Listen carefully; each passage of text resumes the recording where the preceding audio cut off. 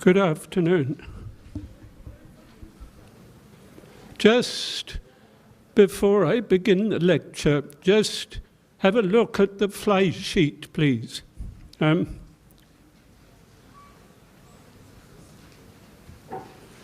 fly sheet is extremely detailed in terms of the quotations that I give. Every quotation that I use in the course of the lecture is given on the fly sheet. And you can use the quotations to get into the text by going over the quotations afterwards. The reason I give many quotations is partly to help you get into the text, but also because I think that CS is about giving evidence for one's interpretations from the text. At the bottom of the second page, you have a small note on the quality which Odysseus particularly is celebrated for in the Odyssey, the quality of metis, which I will talk about quite a bit. And you should be aware that Athene, the goddess who helps Odysseus all the way, or actually not quite all the way, because Athene is not present at the time of the Cyclops. She only appears later.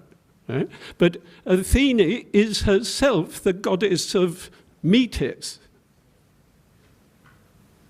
So it's important. Right?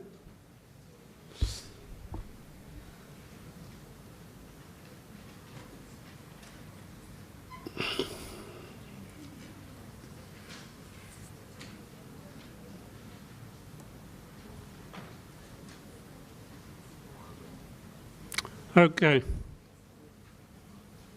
So, for 3 years,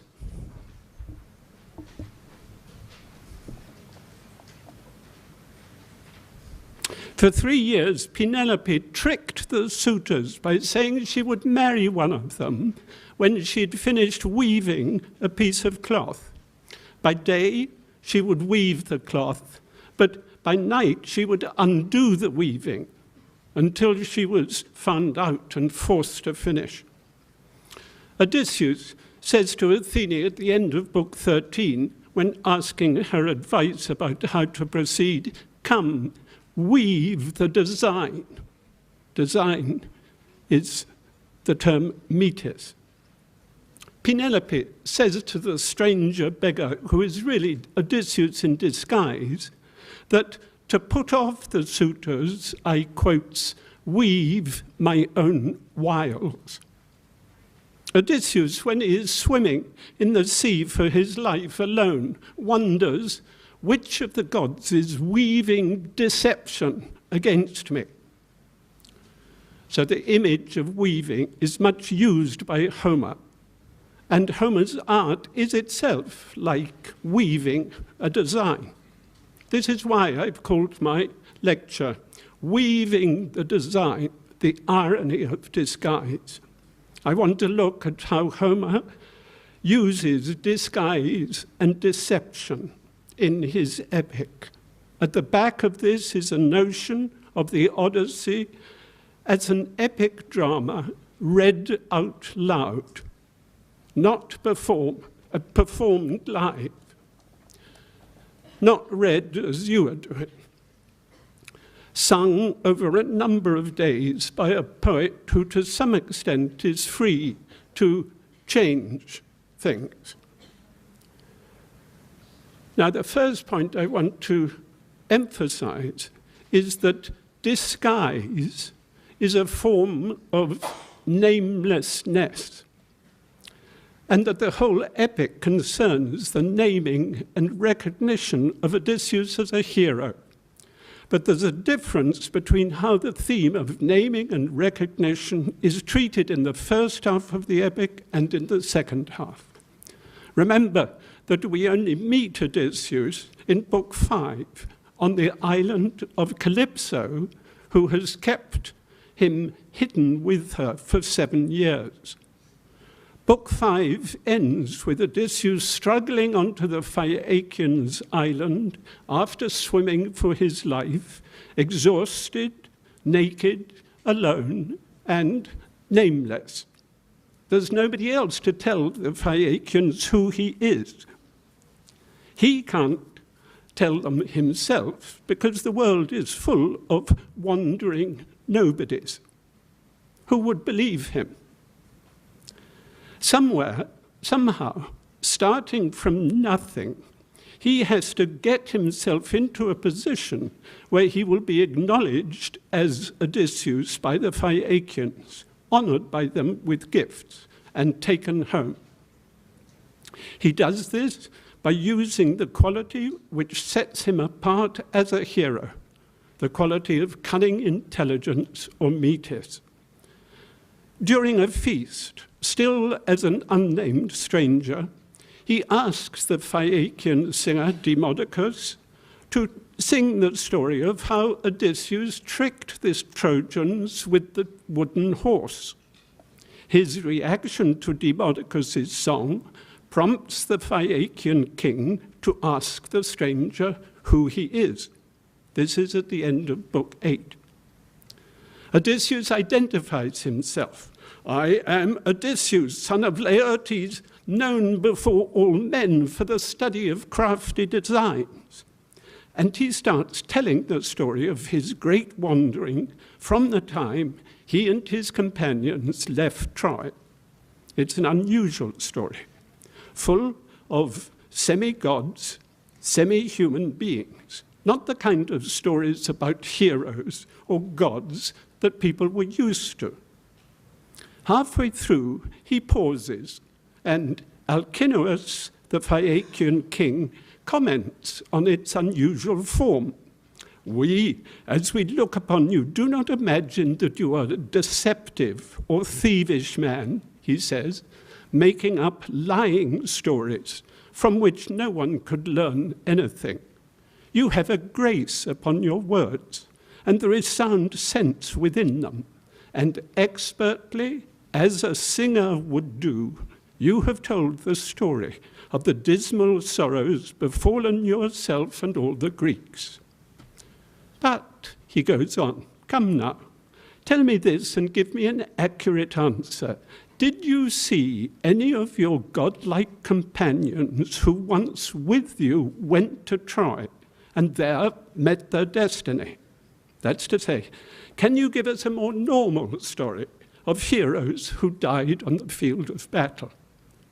And Odysseus, his audience entranced, immediately tells how he met the spirit of Agamemnon and Achilles in Hades. Homer the poet thus is constructing a new kind of epic of homecoming and the restoration of order rather than of war. And he has his hero, Odysseus, tell his own story, sing his own fame. So we've got 3 issues mixed together. 1, a new kind of epic. 2, a correspondingly new kind of hero who uses storytelling to further his purpose. And 3, namelessness, or the process of being recognized as somebody, not nobody. Of course, the first major story he tells is how he got out of the Cyclops cave by pretending to be called nobody, which is why thematically the story is so important. The second half of the epic plays on namelessness differently. Here, disguise is central. What appears to be a wandering beggar, a nobody, is really a hero. The hero Odysseus in disguise. Again, the hero is landed on an island, this time his own island of Ithaca, alone, without companions to say who he is. But this time he knows he is alone against numerous young men, the suitors, who have been pestering his wife Penelope to marry one of them. Somehow, he has to manipulate himself into a position where he can control events and his own actual story. Again, he does this by using his special skill of cunning intelligence and by telling stories of what he knows about the real Odysseus. At one point, the swineherd Eumaeus says to Penelope, "Such stories he tells. He would charm out the dear heart within you, as when a man looks to a singer who has been given from the gods the skill with which he sings for delight of mortals. So he enchanted me in the halls as he sat beside me." And Homer himself says in Book 19, very important quotation, "He knew how to say many false things that were like true sayings." Because the beggar, who is Odysseus in disguise, claims to have news of the real Odysseus, he gains an interview with his wife Penelope.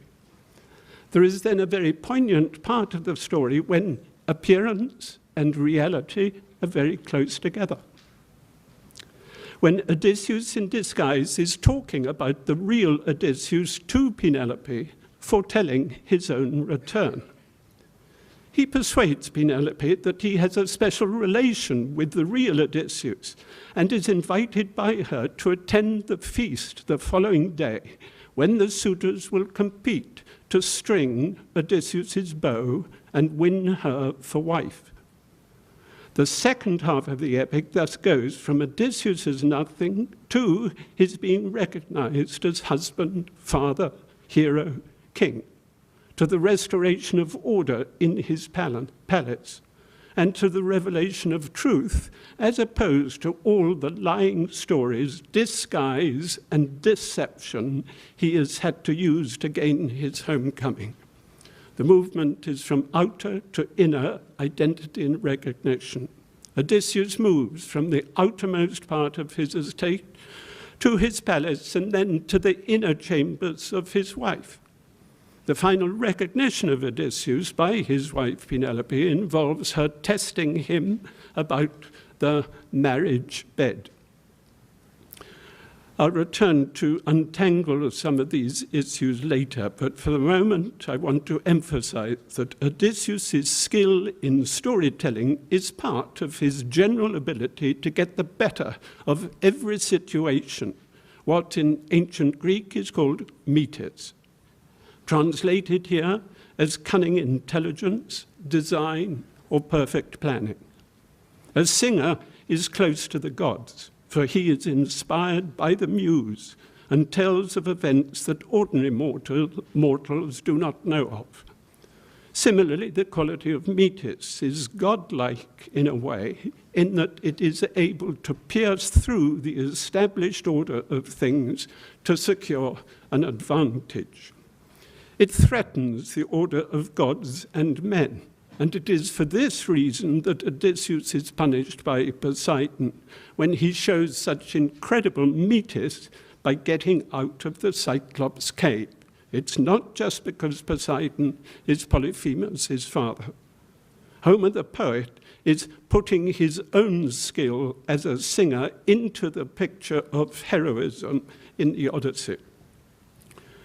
The relation between singing and commanding events is made explicit by Homer at the key point when Odysseus in disguise, having been invited by Penelope to attend the feast of the bow, is given the bow after several suitors have tried to string it and failed.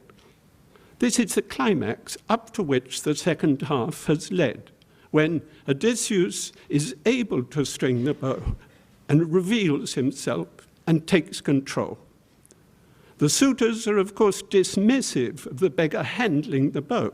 He must be a thief, they say. So the suitors talked. But now, resourceful Odysseus, once he had taken up the great bow and looked it all over, as when a man who well understands the lyre and singing, easily holding it on either side, pulls the strongly twisted cord of sheep's gut so as to slip it over a new peg, so, without any strain, Odysseus strung the great bow. Then, plucking it in his right hand, he tested the bowstring, and it gave him back an excellent sound, like the voice of a swallow. And Zeus, showing forth his signs, thundered mightily. Odysseus then throws off his rags and says, "Here is a task that has been achieved without deception." And he starts killing the suitors. Let me now go back and take up some of the central issues. Disguise is a central element in the second half of the Odyssey because Odysseus is alone. When he gets back to Ithaca, he has to use the two qualities for which he made himself famous. When in Troy, he made himself famous by devising the trick of the wooden horse. The same quality which got him out of the Cyclops cave. The second quality that he uses is the quality to endure humiliation and suffering. An adjective used for him is long-suffering. When he visited Hades in Book 11, during his great wanderings, he heard from the blind prophet Tiresias that suitors were pestering his wife Penelope to marry one of them and eating up all the stock of his estate. But in fairness, he should assess the situation for himself. He has heard that Penelope has been faithful to him, but should he believe hearsay? He must test the truth for himself. His son, Telemachus, will have recently come into manhood, but of his qualities, Odysseus has no experience. Can Telemachus be relied upon not to give the game away when his father is being humiliated in the palace by the suitors and by servants? Odysseus doesn't know. For these reasons, Athene advises him to go in disguise in order to make trial of each and everyone on his estate. Gods also go in disguise. It's one of the reasons you have to treat everybody well, because you never know who might be behind an appearance.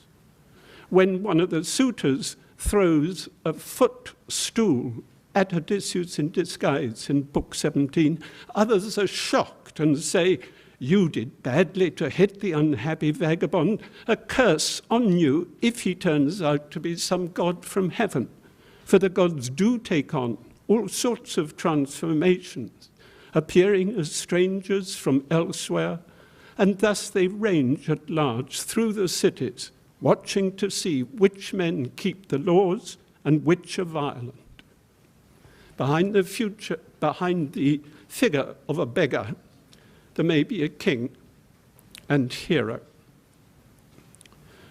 By going in disguise, Odysseus is able to make a trial of the appearances of things, testing the reality behind appearances. Disguised as a wandering beggar, he can go anywhere. As someone who has been wandering from place to place, however, he is expected to lie and exaggerate, not to tell the truth. Here lies the dramatic irony of the epic. Appearances have to be tested.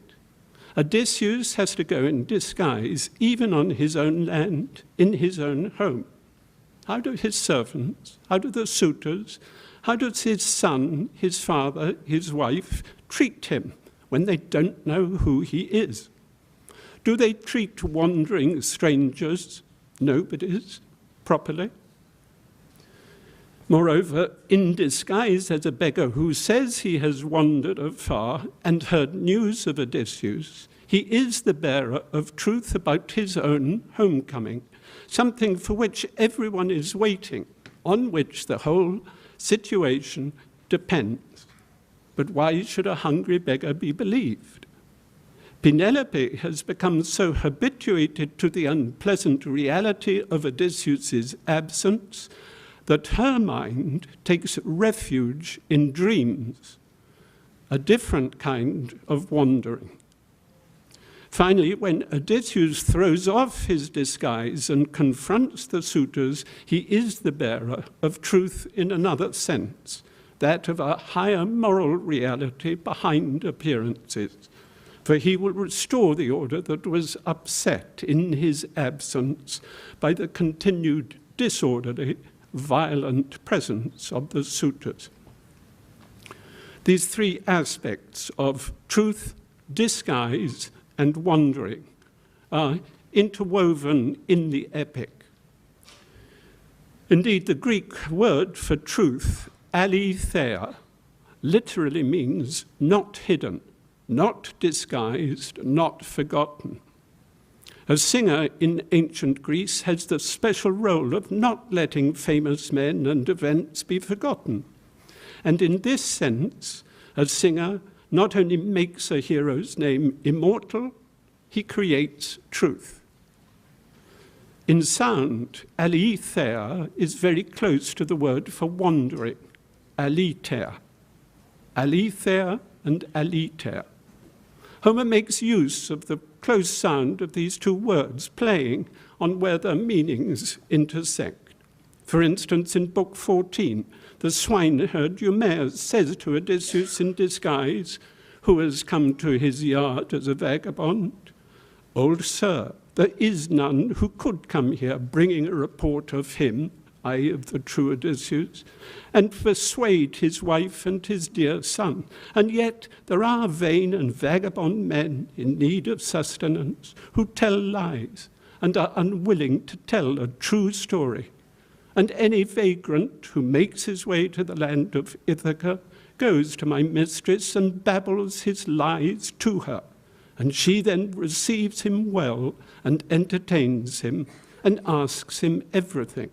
So you too, old sir, might spin out a well-made story if someone would give you a cloak or tunic to wear for it." Note here the play on spinning or weaving. Eumaeus, the swineherd, after hearing the vagabond's tale, says that nothing will convince him that Odysseus is still alive. The irony, of course, is that Odysseus is standing right in front of him, though in disguise.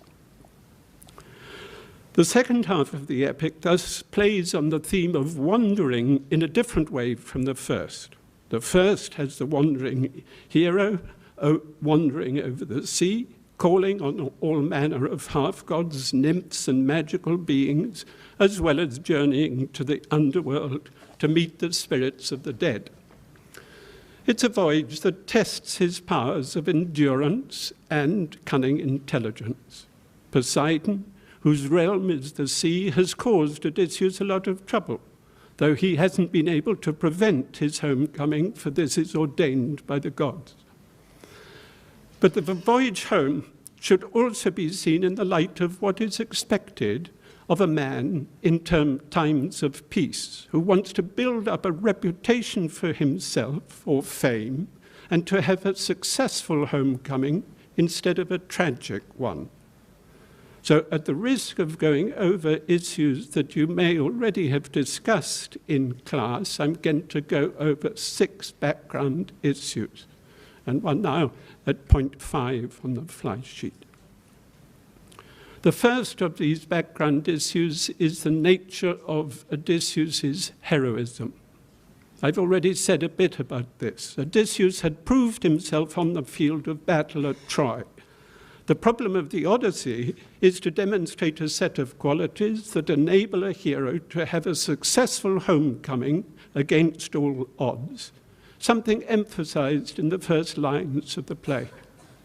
A hero who dies on the field of battle makes a name for himself that will last forever. But what about the hero who survives? The first contrast here is with Achilles, the hero of the Iliad who died at Troy. whose spirit Odysseus meets in Hades, and whose memory Odysseus recalls when he is swimming for his life in the sea after leaving Calypso, and Poseidon has sent a little storm to break up his boat. Will Odysseus die in the sea? Unknown. Far better to have died at Troy like Achilles. Achilles himself doesn't agree. He'd far prefer to be a landless laborer, alive, not dead. The other contrast in heroism is with the returned leader of the Greek expedition, Agamemnon, and his wife, Clytemnestra. His wife didn't remain faithful while he was away, but ran off with another man, Aegisthus, and together they kill Agamemnon when he returns. This is not a good example of a hero's homecoming. Agamemnon's son, Orestes, was still too young to do anything about the murder at the time, and he fled. But later, he killed both his mother and her new husband, and the whole story becomes a favorite topic of Greek tragedy, killing the mother. Agamemnon's homecoming is tragic. The contrast of Agamemnon with Odysseus then is not only hero with hero, but hero's wife with wife, son with son. Penelope is faithful, Clytemnestra is not. Orestes eventually punishes the wrongdoing of his mother and Aegisthus. What is Telemachus' role to be? This brings us to the second background issue of Telemachus' age.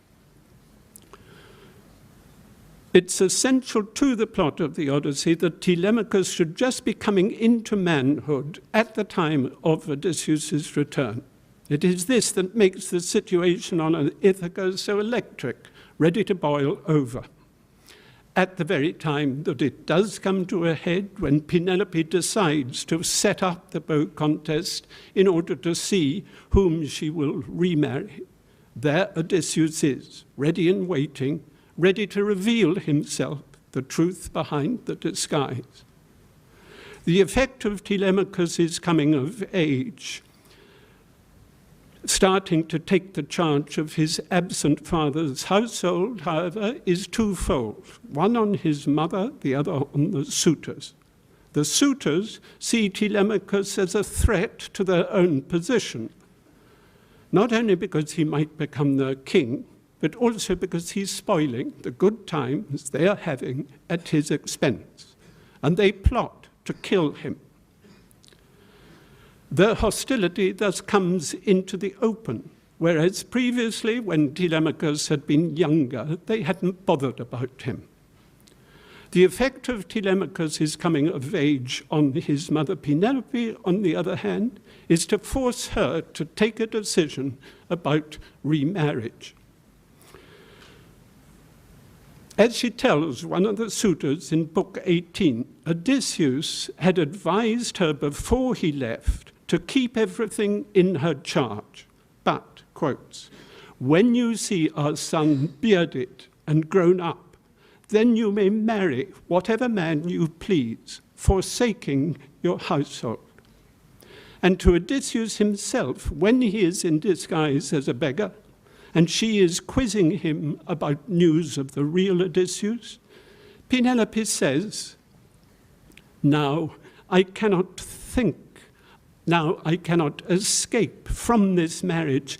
I can no longer think of another plan." The word she uses here is metis, very important.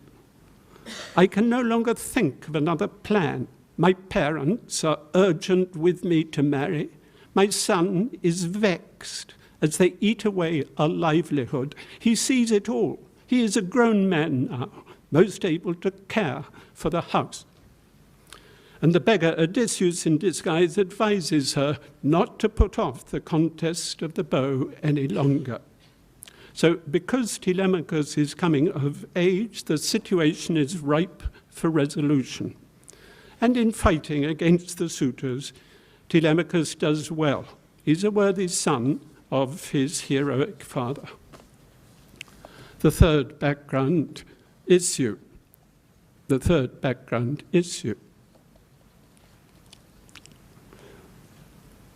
The third background issue is the context of gift-giving and hospitality.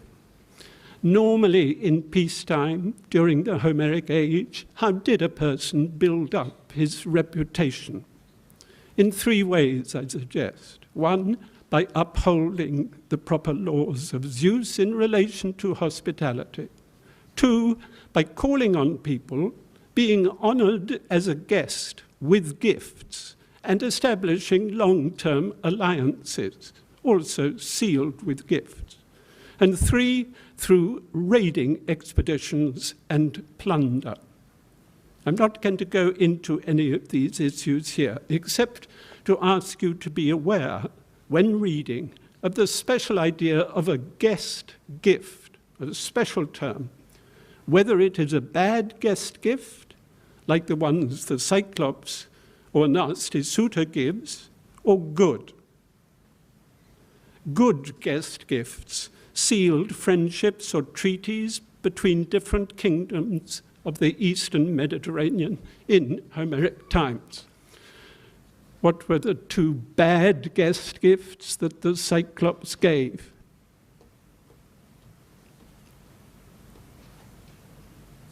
He uses the term, Homer uses the term guest gift. What were the two bad guest gifts?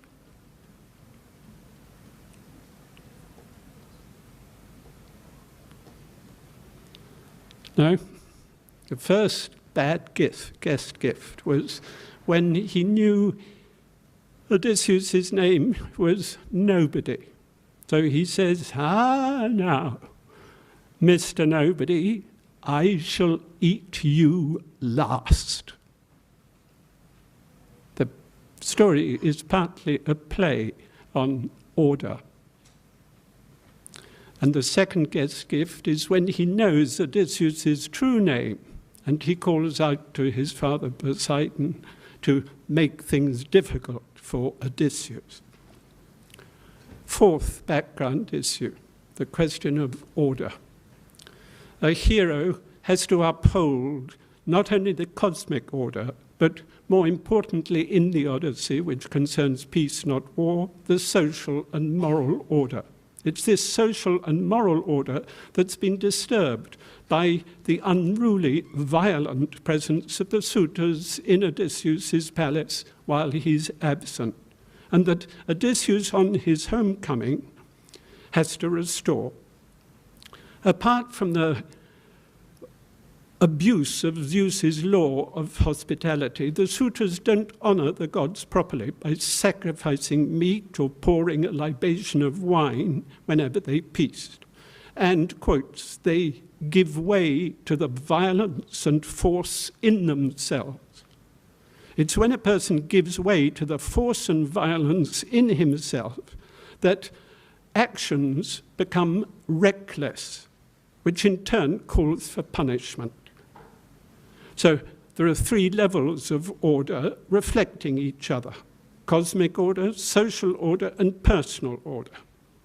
The ideal of personal order is a well-balanced mind and moderation, something you'll come back to when reading Aristotle later in 201. In all things, balance is better, says Menelaus. As far as social order is concerned, the head of a household maintains its order. Good leadership, in turn, leads to good government and to people's prosperity. In the leader's absence, however, the order is liable to go to pieces. Penelope laments to Odysseus in disguise that, quotes, there are none to give orders left in the household. And the swineherd Eumaeus says, serving men, when their masters are no longer about to make them work, are no longer willing to do their rightful duties. So these are some of the more general background issues. There are two other general points which I want to make before going through bits of the second half in greater detail. The idea of putting everybody on trial has already been mentioned. Odysseus has to test in person the behavior of the suitors, the loyalty of his servants, his wife, even his father. How do people treat him? Athene praises him for this quality, which demonstrates his metis, something which she herself is famous for, being the daughter of the goddess Metis. But in addition to the idea of testing individuals behind the appearance, the idea of testing everybody competitively is also marked. The contest of the bow marks the climax of the story, when only Odysseus is able to string the bow, and when he shoots an arrow through a line of axe heads. How the beggar, who is Odysseus in disguise, has been allowed to enter the contest after several suitors have failed, and the leader suggests postponing the contest until the following day, you must read for yourselves. Both Penelope unknowingly and Telemachus knowingly take a part. You can imagine what some of the suitors might have felt about a beggar being allowed a chance to string the bow, even if he is now Telemachus' guest and has been washed and clothed on Penelope's orders.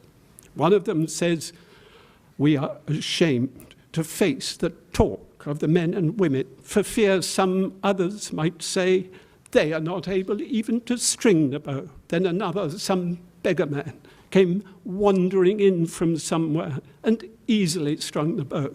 That would be a disgrace for us all. Yes, indeed, more than a disgrace. It'll be their destruction. Note the play on wanderer and nobody here. And what does Odysseus say when he has shot the arrow through the axe heads? Here's a task that has been achieved without deception. Reality in the raw, the beginning of the end, when order is restored and truth revealed. The idea of a contest, not only in athletics like the Olympic Games, but also in drama and poetry, was very important to the ancient Greeks. That's how drama originated. The second general point is just the skill of the poet, weaving his story into our hearts. When you read the second half, do please be aware of the dramatic effects Homer is using to draw the reader into the story and become emotionally involved. You have to imagine the Odyssey being recited out loud, live. The audience knows the story, but the people to whom Odysseus is talking do not. This is where irony comes in. What happens when his faithful dog recognizes him behind his disguise? Will his old nurse recognize the scar on his leg? Above all, when Odysseus in disguise is talking to his wife Penelope, many of the remarks to each other have particular pathos and irony. And it's this that I'm going to try and bring out in the next portion. So, the wandering beggar, who is Odysseus in disguise, has already claimed to the swineherd Eumaeus that he has knowledge of the real Odysseus, whose imminent return he has prophesied. This is reported to Penelope, who naturally wants to question the man herself. So, she summons Odysseus in disguise for an interview while the suitors are still feasting. But Odysseus tells Eumaeus, who brings the summons, that it would be better to wait until the suitors have gone home for the night, because they're so unruly. As both Eumaeus and Penelope observe, ironically, this is a funny beggar who refuses the opportunity of a good supper and clothes. A bashful vagabond, they say, makes a bad beggar. But Penelope agrees, and after the suitors have gone, this is now the beginning of book 19, she descends to the hall, where there are still a few serving maids clearing up, one of whom is especially insulting to the vagabond beggar. Odysseus in disguise spins a tale to Penelope about how he had entertained the real Odysseus in Crete 19 years ago, soon after the latter had left on the expedition for Troy. By claiming to be the brother of someone with whom Odysseus had a hereditary friendship, one of those special alliances I mentioned sealed with a guest gift, and to have entertained Odysseus in his brother's absence, Odysseus in disguise is laying claim to Penelope's protection. He knew how to say many false things that were like true sayings, Homer comments. And then, quotes, as she listened, her tears ran, and her body was melted, as the snow melts along the high places of the mountains, and as it melts, the rivers run full flood. It was even so that her beautiful cheeks were streaming tears, as Penelope wept for her man, who was sitting there by her side. This is Homer the poet, both drawing the audience into the emotion of the situation and pointing out its irony.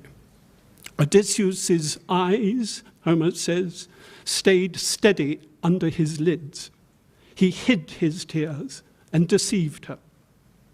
Now comes Penelope's first test. If you knew him when he left here 19 years ago, she says, I will give you a test. What was he wearing? Odysseus in disguise says, well, it's a long time ago, but... And he proceeds to describe minutely the clasp that he wore on his cloak.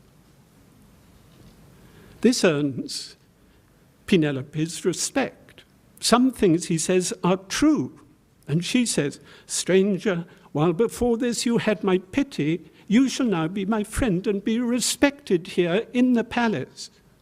But Odysseus in disguise presses on and say, I say to you, without deception, without concealment, that I have heard of the present homecoming of Odysseus. Oh, if only this were true, Penelope replies, you would be sent on your way with full honor. But alas, she says, there are none to give orders left in the household, such as Odysseus was among men, if he ever existed. If he ever existed. Is this irony? Since to the audience, Odysseus is right in front of Penelope. Is she unconsciously inviting him to throw off his disguise? Does she suspect something? Or is her mind wandering? She decides he needs a bath if he is to appear the following day as a guest at the feast. He says that only some aged and virtuous woman must do this. So Penelope appoints his old nurse, Eurycleia, to the task. There's then a marvelous scene when she looks at the old man and says how like Odysseus in build he is, and how the real Odysseus even now must be suffering in much the same way as the beggar in front of her. She recognizes an old scar on his leg, and Odysseus has to clamp his hand over her mouth not to give the game away. Of course, it's not a game. Odysseus is testing his wife, and the timing of any disclosure he makes is crucial to his success against the suitors. Anyway, after his bath, Penelope again sits with the disguised Odysseus. Friend, she says, I will stay here and talk to you, just for a while. To be sure, it will soon be the time for sweet rest, since one delicious sleep takes hold of, although he may be sorrowful. Note the play on sinking back from reality here. She asks him to interpret a dream she has had. This is now in the intimacy of the night. In the dream, she says, an eagle swooped down and killed all the geese she kept in the courtyard. But the eagle then perched on a roof and in a human voice said, "Do not fear. This is no dream, but a blessing, real as day. You will see it done. The geese are the suitors, and I, the eagle, am your own husband. Come home, and I shall inflict shameless destruction on all the suitors." This is Penelope recounting a dream, foretelling Odysseus' return to Odysseus in disguise, who is sitting right in front of her. What does he say in reply? "Lady," he says, "it is impossible to read this dream and avoid it by turning another way, since Odysseus himself has told you its real meaning, how it will end. The suitor's doom is evident." So we've got a triple conjunction. Odysseus in the dream as an eagle, foretelling to Penelope the imminent return of the real Odysseus and the suitor's destruction.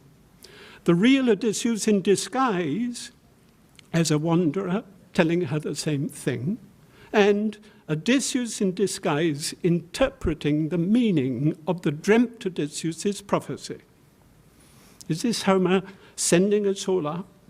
Or does it signify the intangibility of truth, the ease with which the proper order of reality can be veiled and from which one can wander? Penelope, anyway, will have none of it. These are, after all, words, not deeds. She says, dreams come out of one of two gates. Deceptive dreams that never come true come out of the gate of ivory, whereas those that do come true come out of the gate of horn. And she's afraid that this dream came out of the gate of ivory. I is deceptive. Anyway, with only disguised reality and dreamt truth, what can she do? The real Odysseus has not yet turned up and actually revealed himself. So Odysseus in disguise goes to sleep in the hall, and she sleeps in her chambers. He lies awake, bothered about how the following day will turn out and how he's going to avoid the suitors' families taking revenge on him if he manages to kill them. She cries a little. And then she prays to the goddess Artemis, prays that she dies so that she can meet Odysseus in death, rather than have to marry one of the infernal suitors. But then she checks herself and says, any evil is endurable because after all there is always sleep. Sleep is the oblivion of all things, both evil and good. And with sleep come dreams. This very night, she says to herself, there was one who lay by me, like him as he was when he went on the expedition to Troy, so that my own heart was happy. I thought it was no dream, but a waking vision. So you get the idea, I hope.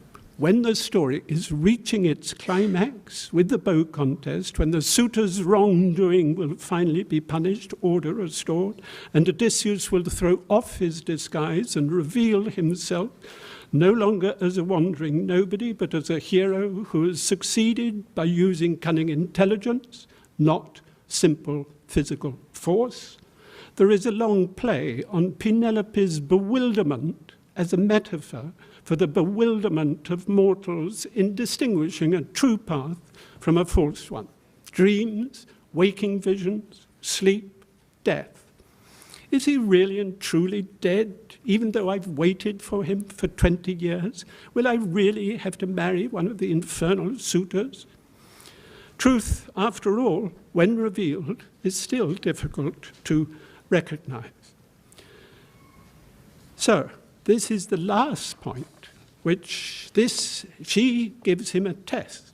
And in this test, Homer himself has a last trick up his sleeve.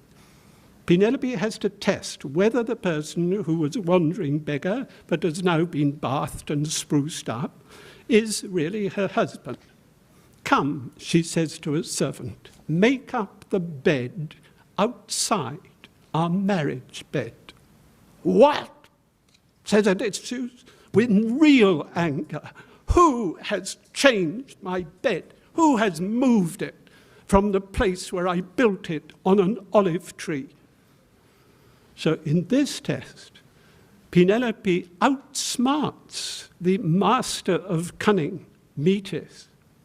And Homer, in turn, outsmarts us, listeners and readers, for unexpectedly we see that Penelope is more than a match for Odysseus in Metis.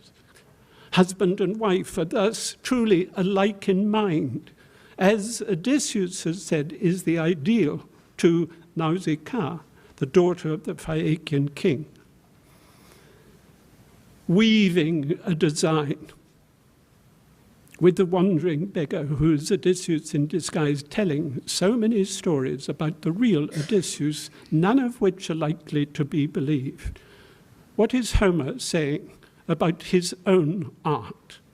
The creation of fame, legend, immortality, truth. Thank you for your attention.